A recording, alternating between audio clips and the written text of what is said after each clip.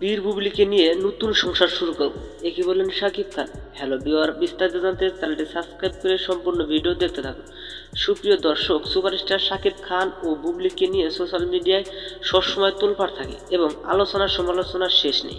কারণ সাম্প্রতিক কয়েকদিন আগে এক সাক্ষাৎকারে শাকিব খান জানান, বুবলি আমার স্ত্রী না। বুবলি আবার অভিযোগ করে থাকেন, শাকিব খান যেহেতু বীরের বাবা সেহেতু তিনি আমার স্বামী।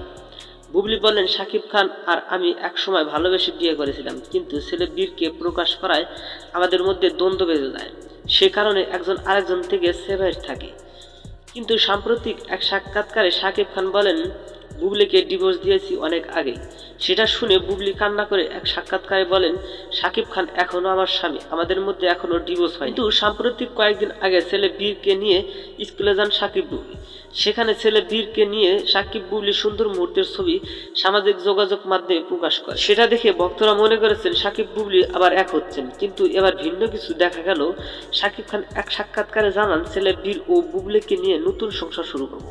বন্ধুরা, ভিডিওটি ভালো লাগলে একটা লাইক দিন এবং নিত্য নতুন আপডেট নিউজ পেতে আমাদের সাথেই থাকুন। ধন্যবাদ।